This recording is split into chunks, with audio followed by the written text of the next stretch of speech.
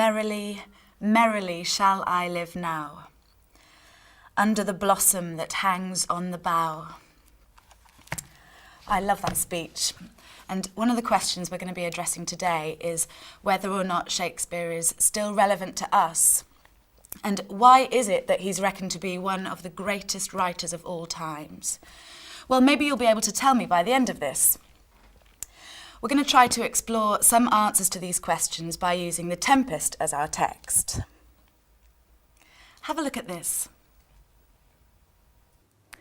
Step 400 years back in time with us, looking with clear eyes at a dynamic, rapidly changing period of English history.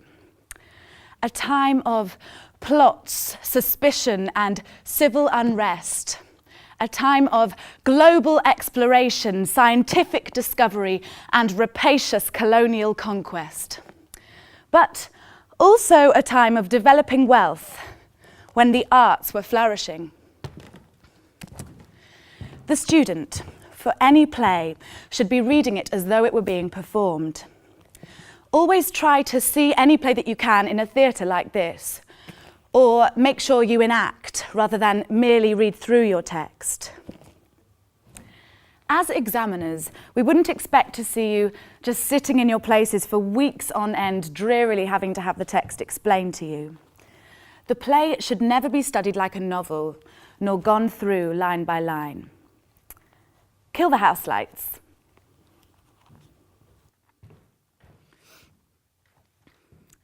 I told you, sir, they were red hot with drinking, so full of valour that they smote the air for breathing in their faces, yet always bending towards their project.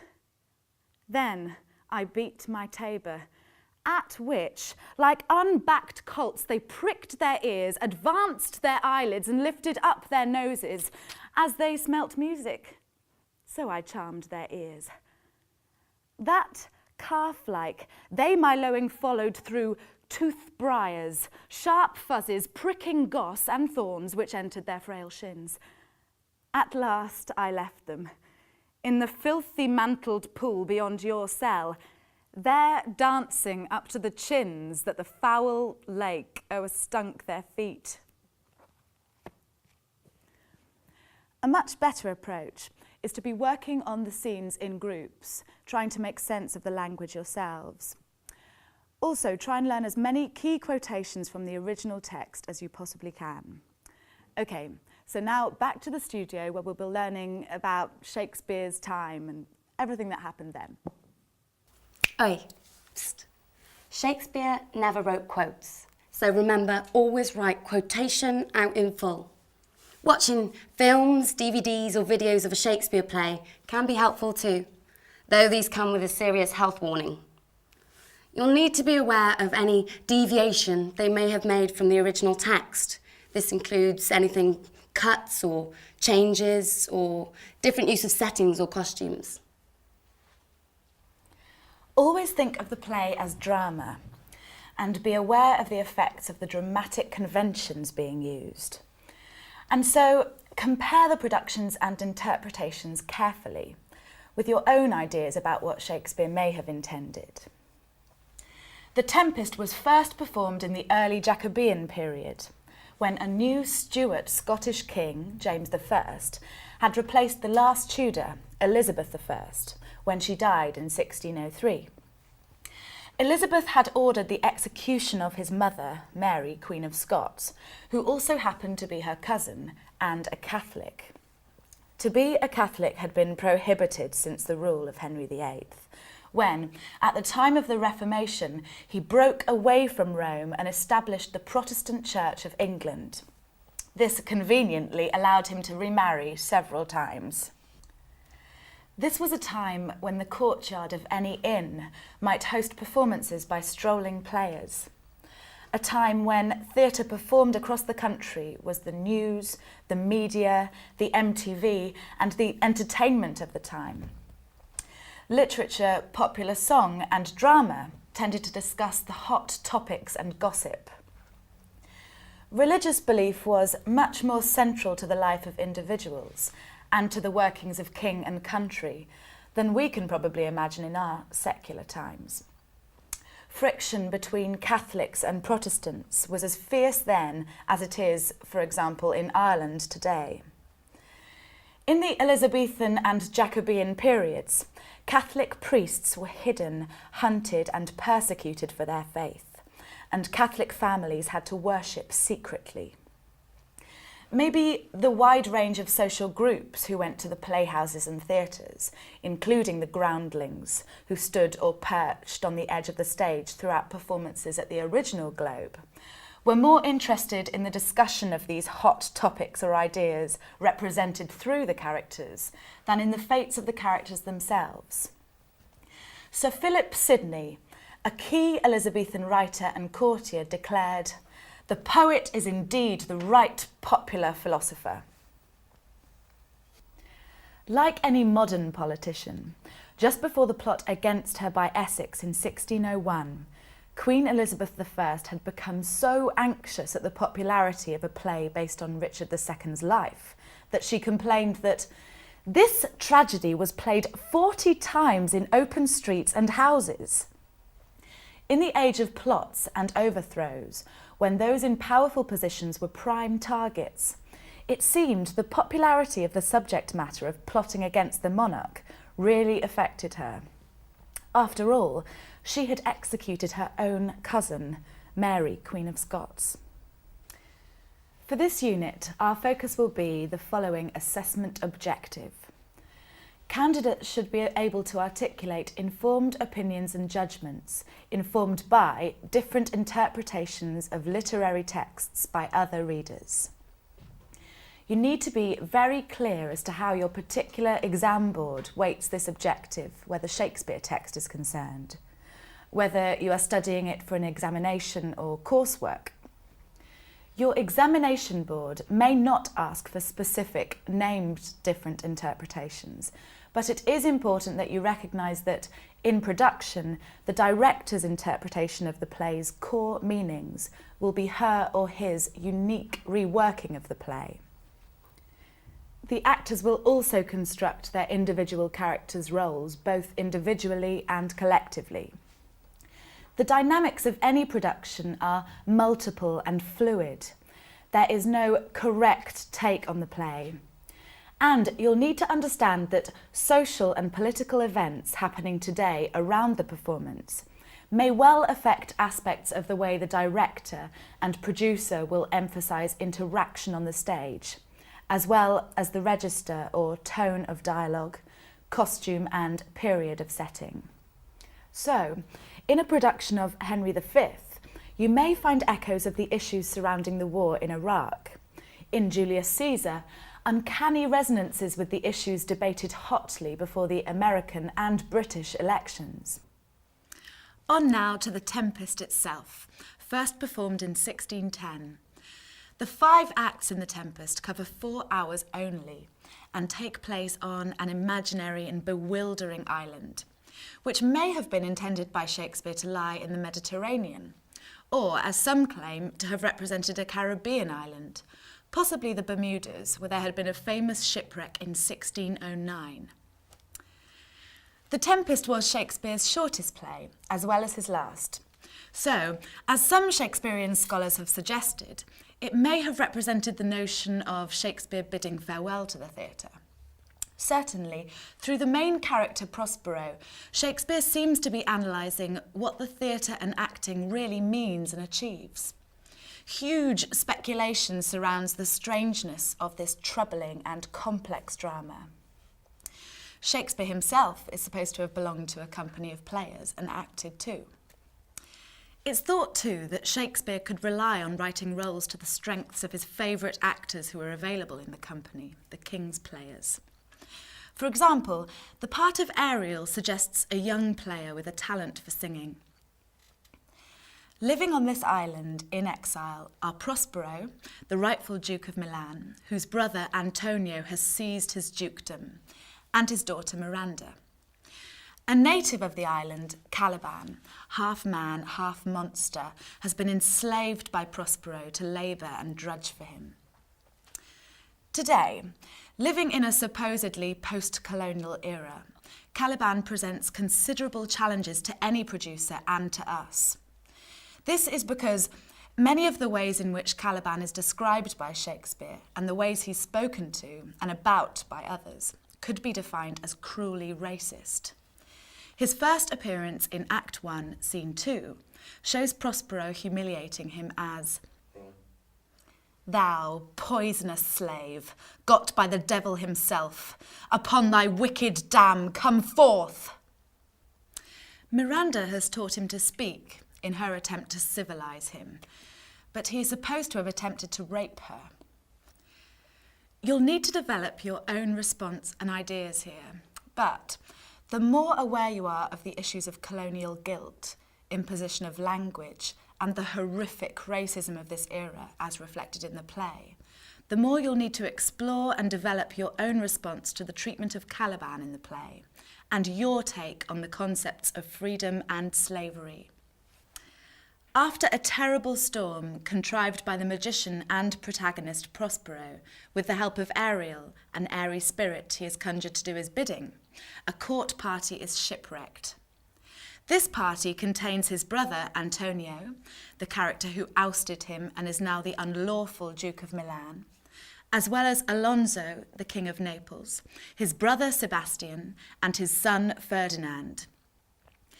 There is remarkably little action in the play, although there is considerable confusion, betrayal, romance, mask, the righting of some wrongs, and much magic and spectacle of the kind kings and courtiers enjoyed, as well as some drunken brawling and bantering.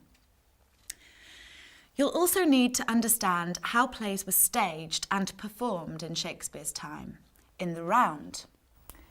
In 1598 to 99, the Globe was rebuilt and reopened south of the Thames. Drawings from the time show a closed structure with a thatched roof for the galleries in tiers for the richer members of the audience, those who could afford seats, whilst the common people stood in an exposed courtyard on 3 sides round the platform stage, which jutted out into the audience. The audience may have numbered as many as 2,000. The space under the stage was used for storage, costumes and special effects, which were becoming increasingly popular. The actors changed behind the stage since there were no curtains, fixed sets or blackouts. Dramatic, swift and noisy sword fights, striking sound effects, music and song were all popular. Stage furniture was rough and minimal. A company of players would include young boys whose voices had not broken playing the female roles. These were often minor roles compared with those of the men. Disguise was a key weapon, so you might have a boy disguised as a woman, disguised as a man. Confusing? That's how the Jacobean audience liked it. So watch out for the double entendres, the sexual ambiguities and tangles of mistaken identity in romantic or comic scenes. You'll need to be aware of the complexities of gender in the plays and focus in your revision on what they reveal about the role of women in the late Tudor and early Stuart period. In the same way, check who has the power in the play, how this affects the other characters, and if and how a social system based on wealth, inherited status and class is operating. Try to visit the fantastic modern Globe. Otherwise, just visit the courtyard of an old inn and imagine the strolling players performing at a venue near you. This will help you more than anything else to be able to distinguish between the likely effects of the play on the audience of the time and the effects of a performance on an audience today. Important aspects of dramatic and stage conventions to revise in preparation for an exam, or to bear in mind if you're preparing for a Shakespeare coursework essay, are as follows. The role of the play within a play, or the mask in the Tempest, was often used by Shakespeare to achieve particular dramatic effects. Masks had become an increasingly popular feature of the Stuart period. These were lavishly costumed shows or depictions of classical or historical events with complicated mechanised effects acts, accompanied by music, which were designed to amaze the audience. Often, the actions of pagan or classical gods were used to parallel human dilemmas. In The Tempest, there is little reference to Christianity at all, although some pagan classical gods, Iris, Ceres and Juno, appear in the play within a play. The play within a play is a dramatic device designed both to parallel the main action and to teach the watching actors more about themselves. To help the penny to drop, a kind of double take or mirror image is used. In The Tempest, Shakespeare, like Prospero, devises the play within a play, both to show his magical powers and to encourage a chaste union, fertility and prosperity between the newly betrothed couple, Miranda and Ferdinand. Maybe Shakespeare was thinking of James I here? Parallel plots and characters, as well as contrasting episodes and characters, are important parts of Shakespeare's use of symmetry and contrast. This is both in terms of the structure of his plays and in his groupings of characters. Make sure that, as part of your revision, you construct brief summaries of the plot and structure of the 5 acts. Note how deliberately separate and isolated Shakespeare keeps the different groups of characters, as well as the specific nature of the action and interaction within the 4-hour timeline. Your focus here should be on how Shakespeare presents a character, rather than the more old-fashioned notion of a character study. How Shakespeare uses dialogue to present a character may not be psychologically consistent, but never fall into the trap of writing about a character as if he or she were real.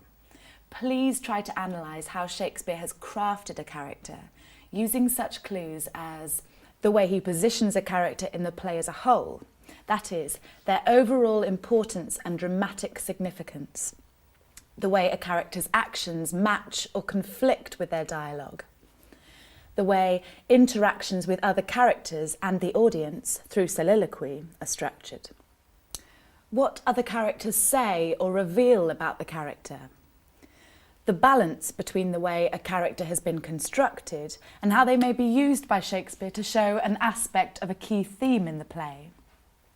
Okay, Ria, over to you. Cheers, mate. Now, in your revision, make thumbnail sketches of the way Shakespeare has presented the different key characters. Under these bullet point headings, make a small bank of relevant points, backed up with a few quotations. Imagery in a play carries an extra dimension of meaning. An image may not always be simply poetically embodied, as in the compact form of a poem, but may also refer to or change the meaning dramatically, embodying the use of rhetoric, repetition, and other dramatic devices. Rhetoric refers to the different important forms of heightened language, which Elizabethans and Jacobeans were taught to use in speech and writing. Imagery in a drama can have the effect of a symphonic repetition of a motif or a patterning of language and ideas. It may strike the audience like a thunderclap. It may be used to show how a character is being constructed or highlight an interaction between characters, or to illustrate major themes. The use of imagery in drama depends ultimately on the director's and the actor's emphasis in performance. The way the speeches and lines are spoken, their pace, rhythm, the positioning, gaze and gestures of the speaker, and the way the language itself is used to resonate with other parts of the play and with the audience. Where the main themes are concerned, watch for different competing voices. Note how they bounce off one another and try to draw inferences about how Shakespeare is using characters, moral, social and political positions. These often provide ambiguous readings of issues and events. Remember, there is no such thing as a dominant reading of a Shakespeare play. It's the way Shakespeare provides so many contradictions, oppositions and conflicts in the voices, language and ideas in any of his plays that makes them so interesting. In many plays, the audience is privileged. They get to know more about the events and actions than most of the characters. This is because the actors may be off stage during critical moments. Much dramatic irony is derived this way. In The Tempest, the audience watches the stranded court party on the island. They are confronted by the strange disembodied beings, or spirits, who bring in a banquet, dance and disappear. Gonzalo, the older counsellor, calls it a living drollery. The audience, but not the actors, can see Prospero directing the action from above. He does so with the help of Ariel, creating an illusion that baffles them. The bewildered characters have no other explanation for the weird events on the island, the strange music, the freshly restored colours of their robes, and now the banquet, than that these illusions are real. The audience can do a double take on this. Prospero's ability to create magic or theatrical spectacle is made obvious to them here, and, as Shakespeare probably intended, is deeply ironic. Often, a soliloquy looks as if the actor is talking to themselves. Again, this is another dramatic device designed to let the audience into a secret, the workings of a character's inner mind. The audience then knows more than the other characters can be expected to. This form of dramatic irony creates suspense and dramatic tension by bringing to the force crucial happenings and events, providing the audience with superior and privileged knowledge. Look carefully at Shakespeare's positioning of soliloquies, the moment where he is especially determined to involve his audience, the way he has structured each soliloquy. Look at the footnotes on the meanings of lexis, phrase or saying. Be alert to the key moral and philosophical questions Shakespeare is making the character battle with. Often, there will be some moral ambiguity within a soliloquy. A difficult dilemma which is troubling and perplexing the character.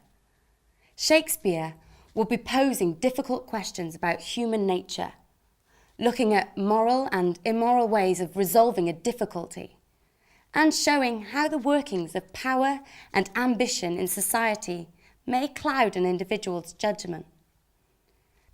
You need to be clear about what dilemmas Shakespeare is wrestling with in a soliloquy. Many of these are similar to our dilemmas today. Try to think of a contemporary equivalent.